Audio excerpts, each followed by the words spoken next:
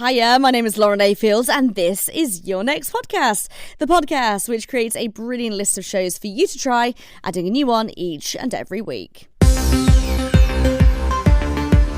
The show this week is one that's going to immediately make you check your annual leave allowance and start scrolling through Airbnb. It's a brand new show called Travel Secrets, hosted by travel impresario Tanya Rose. She talks to all kinds of well-travelled people who share anecdotes, recommendations and secrets about the places they've been to. The lineup for Series 1 looks really ace, with Trini Woodall, Anya Hundmarch and Ruthie Rogers in the mix, and Episode 1 is with actor Mark Strong. So consider this a little holiday treat from me to you. Enjoy. You're listening to Travel Secrets with Tanya Rose, the podcast that shares wisdom for fellow travellers. Welcome to Travel Secrets with me, Tanya Rose, the podcast sharing wisdom for fellow travellers. Each week, I ask my guests to reveal their 6 travel secrets and the trips and holidays that uncover them. My guest today is the Olivier-winning actor and wonderful Mark Strong. Mark first appeared on our screens in the late 90s in the incredible BBC drama Our Friends in the North, and has appeared in countless fabulous films such as the Kingsman trilogy, Stardust, which, as I told you, is one of my favourite, Sherlock Holmes in 1917. He won an Olivier Award for his acclaimed performance in Arthur Miller's A View from a Bridge, which he also performed on Broadway. And coming up in September, October, we're going to be able to see him in Oedipus in the West End. That's right. As well as travelling far and wide for his work, Mark has spent time in Germany due to his family connections. So I'm thrilled and excited not only to meet one of my favourite British actors, but also to hear some of your travel secrets. Well, I'm blushing. I'm so pleased to meet you, Mark. Growing up with an Austrian mother, Italian father, has travel impacted who you have become? Just tell us, before we go into the travel secrets, a bit more about you and how travel has made you become the man you are. I'd never really thought about that, but having parents who are not English, even though I was born here in London, and speaking German already gives you a sort of take on somewhere else, another part of the world. And I did grow up as a kid with my grandma in Austria, because my mum was a working single mum. My dad, he wasn't around, and in order to earn the money to support us both, she'd often ship me back over to Austria to go and stay with my gran. So I grew up kind of both in Austria and London. So I already had a sense of travel. I was from school, when my mum moved away from England when I was 11, I used to travel on my own. Did you? I was, an accompanied minor. Oh, yes, with one of those things around your neck on the aeroplane. Well, there'd always be a stewardess or somebody assigned to you who'd basically get you to the plane, put you on the plane and pick you up at the other end. So I was used to travelling from a very young age on my own. Where in Austria? Vienna is where my grandmother's from and where my mother grew up, but she then moved to a place called Schladming in the Steiermark, Styria we call it. And it in the 80s, it became a very successful, popular ski resort, and I think it still is now. Do you go back there? No, I would like to, though, because I'd like to see how it changed. Because when I was there as a kid, we used to do things like get a tractor tyre, chuck it in the Enns River, and it's called ENNS, I think, the river, if I remember correctly, and then just float down the river on these tractor tyres. And we used to, wonderful. Yeah, hang out in fields, and it was very rural. I have very fond memories of it, but I think it's changed enormously now to accommodate the whole skiing aspect. Do you ski? I do, yeah. I mean, largely because when I was a kid, there was a ski lift at the top of my gran's road. It wasn't exotic or special. It was just something to do. I used to take my skis, walk up the road. There was an incredibly rickety ski lift that used to take you up there in the winter. And I learned to ski from the age of 5. And have you taken your boys skiing? Yeah, we've been skiing. They love it. Do they? Are they better than you now? Well, they are. They're snowboarders. Oh, are they? Yeah. I tried it once, got covered in bruises and decided it wasn't for me. No, not for me. I grew up skiing too. I tried it once and broke my collarbone. So that was it. Oh, no. Never again. Oh, really? Yes. Actually, my son, just on this last trip we had to Switzerland, he, on the last run, did exactly that. We got a call that he'd broken his collarbone, and they were very efficient at getting him down off the mountain into the clinic. And then I realised when we got to the clinic how many people get injured skiing because every single cubicle was full. Oh, poor thing. I hope he gets better soon. I actually now am reliving it. It was quite painful. Long time ago, though. Let's get into your travel secrets. So, travel secret number one, what is the number one destination that you believe everyone should go to once in their life? Well, my favourite place on earth, I think I discovered relatively recently, is Japan. I feel like it's still somewhere that is culturally completely different. And the first time I went there actually was with the theatre. I went to the National Theatre. I was doing Richard III and King Lear, two plays, one cast doing both plays. Brian Cox was King Lear, Ian McKellen was Richard III. Oh my goodness, how wonderful. And there was a guy in Japan, in Tokyo, who had built some apartment block. And I think in order to justify him having the land and being able to do that, he had to build something to do with the arts. So he built a replica of Shakespeare's Globe. Oh, did he? This was before we even had a Globe in the UK, in London. And he would invite theatre companies from the UK to go and do Shakespeare. So we did Lear and Richard III there. But this was 1990. So it was pre-phones, pre-Google Maps.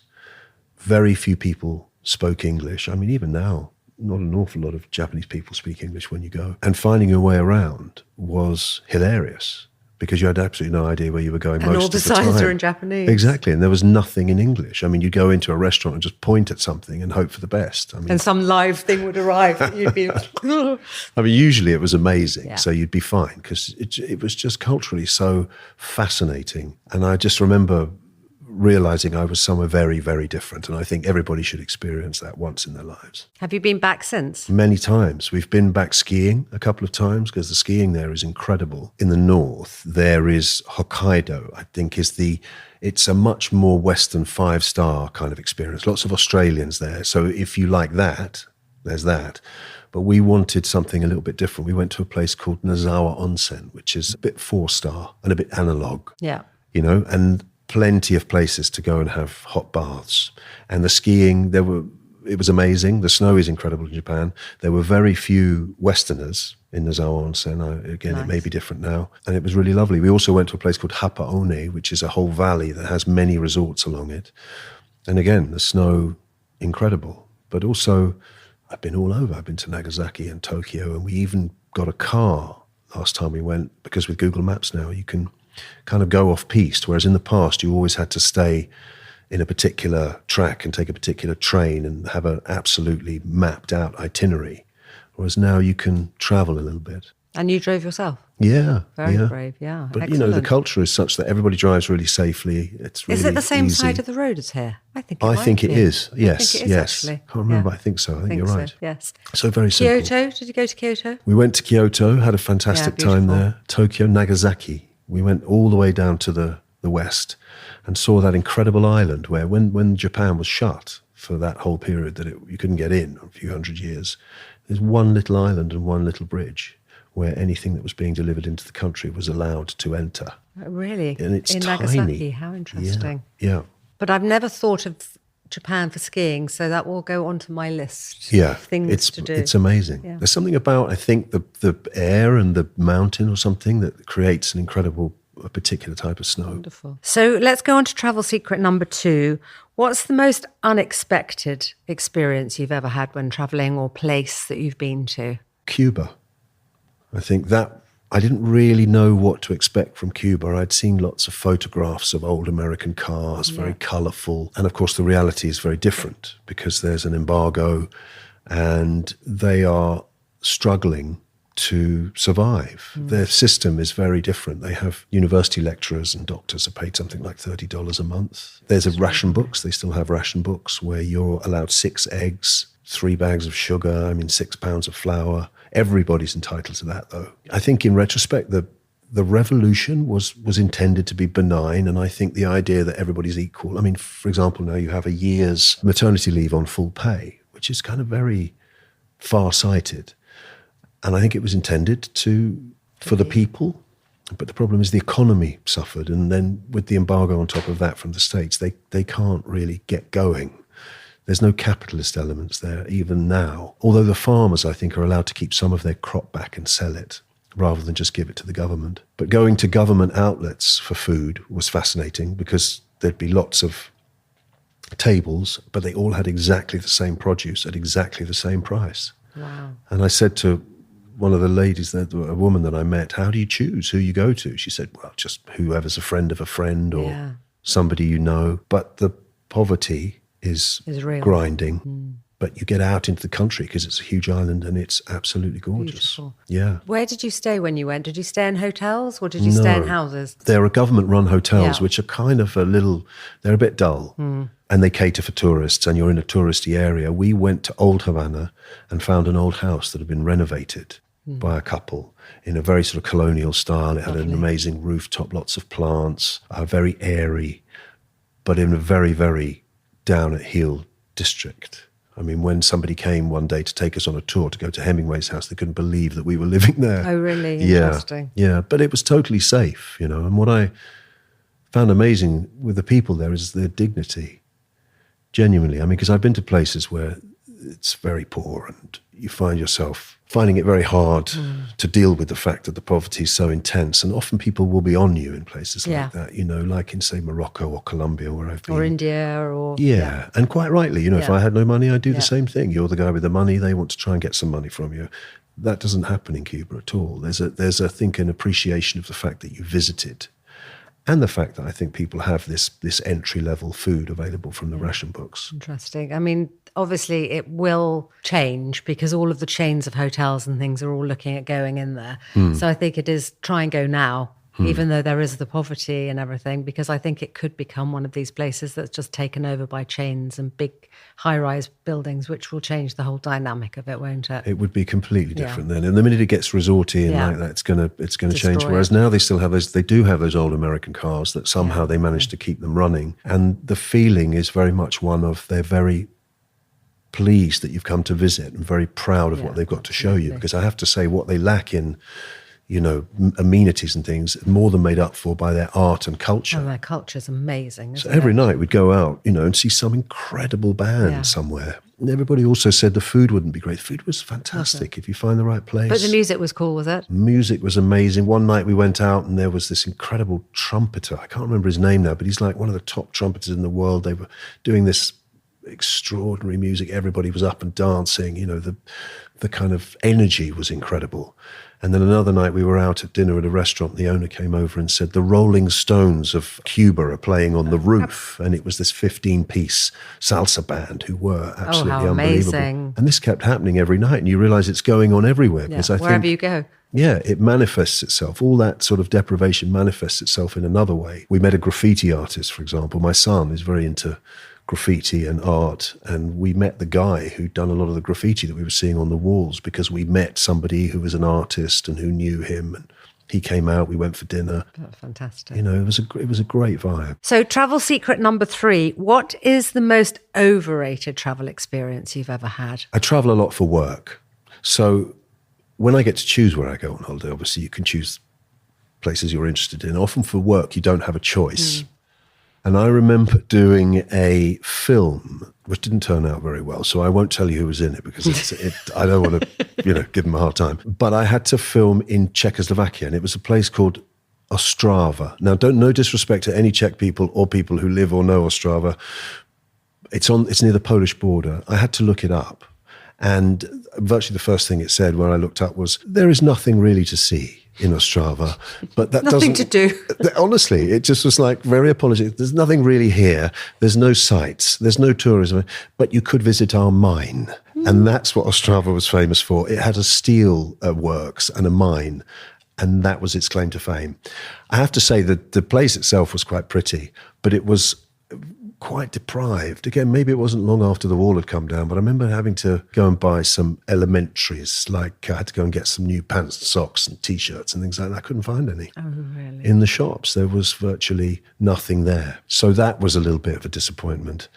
Having said that, though, most of the places I've been are great. That was an experience. Did you manage to travel around Czechoslovakia when you were there? Did you go to Prague or any of the other places? I've been to Prague in the past and I've worked there before, but not on that particular. But I had to stay there because the film was struggling so much. They couldn't let anybody leave. They didn't know what they were going to shoot the next day, what sets were ready or anything like that. So I was kind of stuck in a place where there was absolutely nothing to do. But you're lucky that most places you go to are wonderful. Yeah, well, absolutely, yeah. And you've just come back from Hungary, did you say? Yeah, Budapest was that lovely? Gorgeous. Just one incredible city. Yeah, it is a great Very city. easy to walk around. People are really friendly, very kind. Lots of good restaurants.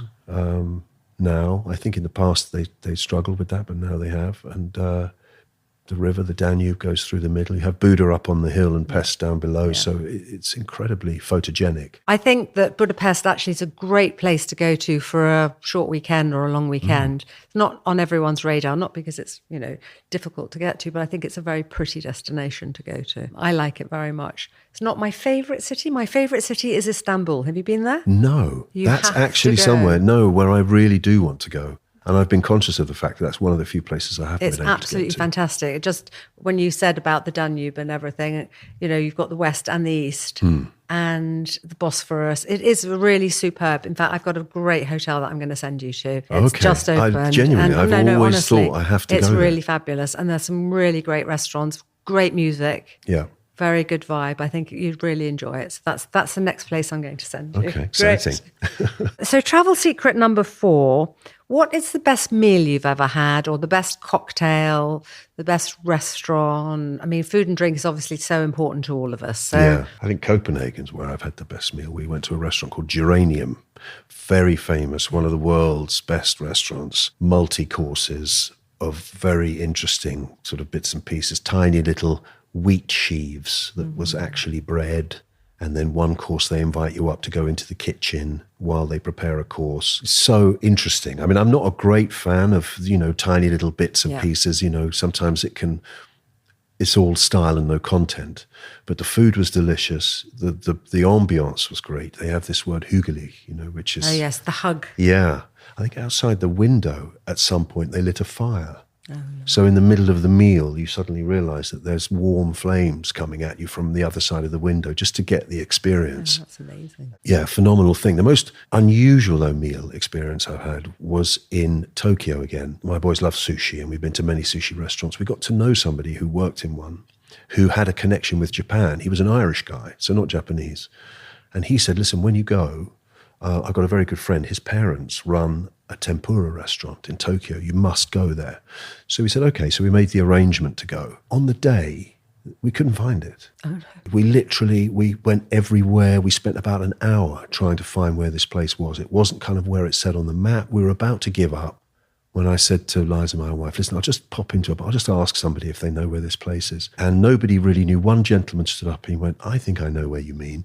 And we went out with him and he took time to walk us about 20 minutes to where this restaurant was. We walked all the way and we got into the restaurant. It was empty apart from one couple and the owner and his wife. And what we realised was we were an hour and a half late and we were literally on the verge of giving up. And what we realised was they had kept the restaurant just for us that night.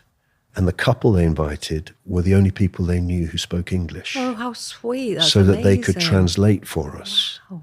And we felt so happy that we'd stuck with it. Thank goodness that you found I it. know, because can you imagine if those guys, especially in Japan, where being polite and all of that is very, very important. If we'd just not turned up. No. And they'd kept the restaurant closed for you. Kept it closed for us, invited their friends and all of that. So anyway, we got there and it was incredible. It was just tempura. And he had these 2 great big bowls of hot fat, I suppose, and live prawns, which you can't get fresher than that. And yeah. Was it delicious? It was absolutely incredible. So your boys, even though they love sushi, they love now tempura as well. Tempura they love as well, yeah. I mean, did you tell them that it's not easy to find that so that they can look on their Google Maps and things so people can find them in the future? I didn't want to embarrass them or anything. I just had to say, I'm so sorry that we're late. And it was literally because we found it very difficult.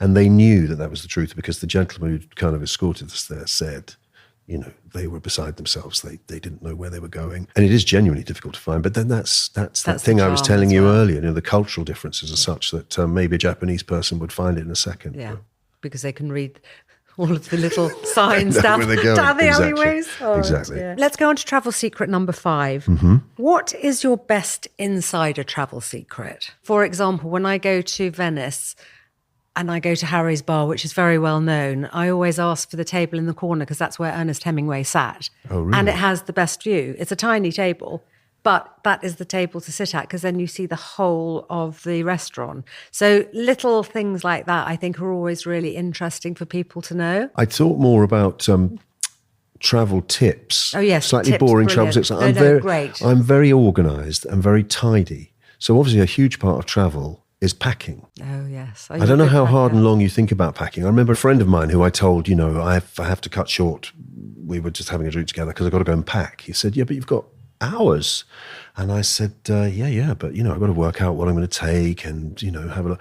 And what I do is I get everything out that I think I might want to take. And the first thing I do is halve it. So I put everything out, and then half of the things I go, okay, don't. And then the ones that are left, I try and fill that as well. And just so I can I like traveling light. I have to say, I've just been in LA. I'd managed to travel with just a bag and some on-board luggage. Did you hand luggage? But when I came back, I had to buy another bag because I'd been given some presents and bought some stuff. So that didn't quite work out as I intended.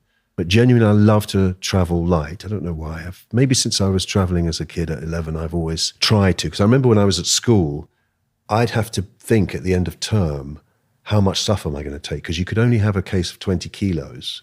So I'd have to leave my clothes, have to work out what to leave behind, what to wash, so it was fresh when I got back at the beginning of next term. My goodness, you were organised at 11. Exactly. So had to be. Wow. Yeah. So now I'm very organised about packing.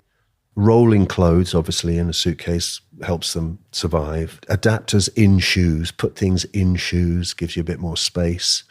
But a 4-gang plug adapter, I mean, perhaps you don't need it so much anymore because a lot of hotels now have their adapters and they have USB ports and stuff. But there was a time when I suddenly found myself taking so much electrical equipment with different plugs that I just took one adapter and plugged in my 4-gang, so I could plug all of those in there. Yeah. Otherwise, you were going under tables and putting one in there, and or using 4 different adapters, exactly. That was a little thing. I think being organised is actually brilliant. Liza, my wife, travels in a very different way. She takes anything that she might need. Yeah. So the opposite. Yeah. I think women, it's more difficult. Shoes, that's the tricky one. That's true. And then I actually hardly ever wear the shoes, so yeah. I am being a little bit better than I have been in the past on that. I don't think I've ever travelled, and even though I pack very frugally and lightly, I don't think I've ever travelled and used everything in my case, ever. No, I don't think you always take slightly too much, but then if you take too little, you run the risk of what just happened to me, and you have to buy another bag to bring everything back. Yes, exactly.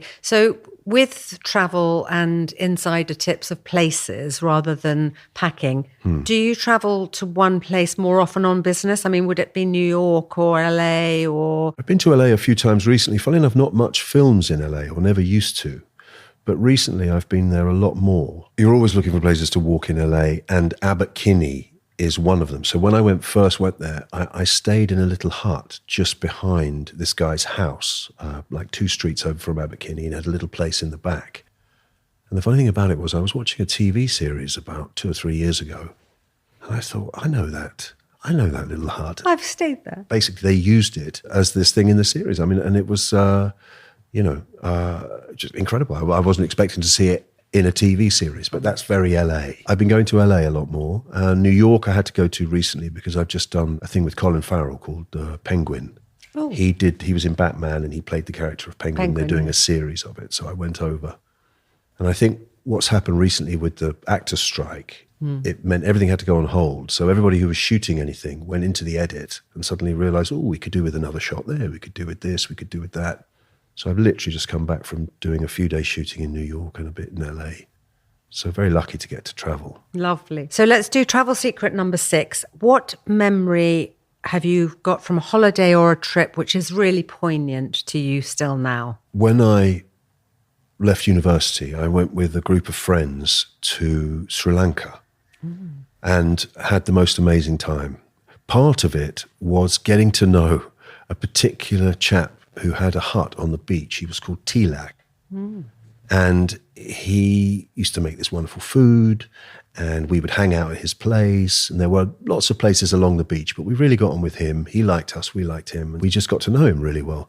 When it came for time to leave, we realized he was running the energy for his hut off a car battery that he was having to constantly charge. That was the only way he'd get electricity to But for a few pounds, he could connect to the local grid up on the road. So we gave him the money to be able to connect his hut to the electricity thing. And somebody went back about, I think, the following year to say that that was all up and running. He was really happy. And so we felt like we'd done a good deed. Then the tsunami happened. Oh, gosh. And basically he was right in the epicenter of it all. How sad. It was in a place called Unavatuna, right on the south coast. We had no idea what had happened, and were very worried for him because obviously it was cataclysmic. But a friend of ours who went over to help with the clear-up operation met somebody, not our friend, but met somebody who knew somebody called Tilak, who was around, who'd survived and it was our Tilak. And the reason that he knew he was connected to us was because when we were in his hut, we'd taken, there's a place called the Kandy Hill Club in Sri Lanka, which is up on the hill, and you have to take a blazer and a tie. Now, only a bunch of idiots who just left university would think it'd be a great idea to take blazer and a tie to Sri Lanka. But we thought, maybe we'll go and visit this hill club. It'll be interesting. Of course, we never went. But we did have, so on our leaving night from Tilak's place, we wore our blazers and ties. Brilliant. He prepared us a fish, and we took all these photographs together. And this guy, Tilak, that they met, had the photograph of us. And our friend's friend knew that this was us. So we were able to find out through that photograph that Tilak had survived. And I think he's now back on the beach. How amazing. That's a great story. Yeah. Really wonderful. And how lovely that you were able to fund him to have his electricity as well when you left. That's we thought that was just a nice thing to do because we got on with him really well, but we were just then devastated at the idea that he might have perished in that. Well, if he was right on the beach, he's very lucky he did survive. Yeah. So how wonderful. That's a great story. Thank you. So lastly, I asked you to bring a photograph and talk about a photograph that has a memory about travel or how you see travel. So perhaps you could just show us the photograph and talk about a trip or that photo. That would be amazing. Yes, right. So I definitely have a photograph in here that will show you how amazing the place I've just been is, which is Jamaica. I was lucky enough to go to, it's a place called G-Jam. It's a recording studio, very cool. So there were guys, literally rappers and reggae stars coming in to record while we were staying there. It's run by a couple of guys who used to be in the music business. They're sort of in their late 60s, 70s now. It's incredibly comfortable and very beautiful. And we stayed there for a few days, and then we did a sort of bone-shattering drive along the coast, which is wherever you travel in Jamaica. You've got a tough old car journey, but you've just got to go with that. And got to Goldeneye, which is where Ian Fleming lived and wrote all of the James Bond novels. And in fact, Noel Coward has a house very near there. And Goldeneye is an idyllic retreat. I mean, it's a very beautiful place, and it's a real privilege to stay there. It feels a little like the Maldives in the sense that you can find your own space. It's a large enough area that you can get away from everybody if you want. There are various different beaches, and there's a whole lagoon in the middle. So you can have beach huts on the beach. You can have huts on stilts in a sort of area there, or you can have a lagoon hut where you can literally just jump straight into the lagoon from your hut. They all have little kayaks and things and paddle boards. And in fact, one day we paddle boarded to the spa, had a massage, and then paddleboarded back, which is just... So it's not just a house, Goldeneye. There are lots of different places you can stay, are they? Goldeneye is the name of the resort. Oh, it's the resort. But it was his house. But now there are, I think, 20 different places you can stay in, huts. But they're all spread out, and there's plenty of room for everybody, so you don't feel like you're on top of each other. And it was owned by Chris Blackwell, I think, who owned Island Records, who was the person who founded Bob Marley, and then he had other... Yeah, still is. He was there. Oh, was he there? Yeah, was he? Yeah. Didn't you used to have a band? I was in a punk band, when I was 14 at school. Two bands I was in, two different ones. And that was really just because that was the time. It was the 70s. And I think I've said this before, but in Sounds magazine, there was a full-page ad that said, here's 3 chords, now go out and form a band. And in fact, that was done by an artist called somebody Moon, I think his name is. And in fact, he realised that that was the thing that prompted me to be in a band. He sent me a print of that very thing, How of the wonderful. 3 chords, yeah. But we took it literally. I said, okay, you get a guitar, you get a drum, you get a bass, and then we'll just make some noise. And that's basically what we did. But you didn't go into the recording studio in Jamaica and do a bit of reggae or anything that when would you have were been there? great, but my sons had a fantastic time doing did all they? of that and hanging out with the local reggae stars. And How wonderful. So couple of actually a rappers. great place to go if you've got teenage boys or girls, because there is that to do there. yeah, at G-Jam, yeah.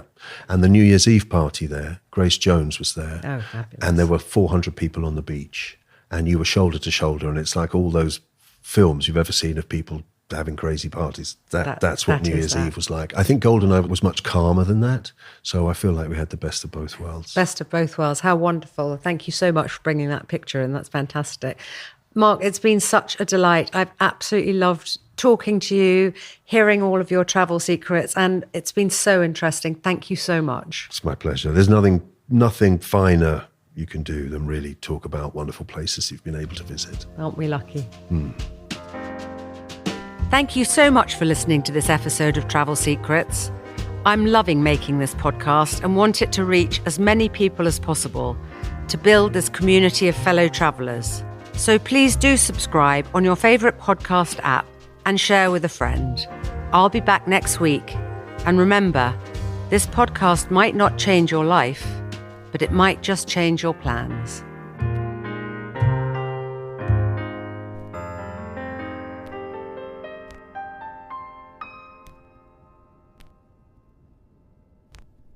It does make you want to get away, doesn't it? I only went away a few weeks ago, but I'm itching to dust off the passport again. You can find Travel Secrets on Apple, Spotify or Amazon, and once you've tapped follow for that, don't forget to tap follow for this show too, so you can find your next podcast. All my recommendations from the whole series will also be on Podcast Rex at www.podcastrex.com. That's www.podcastrex.com.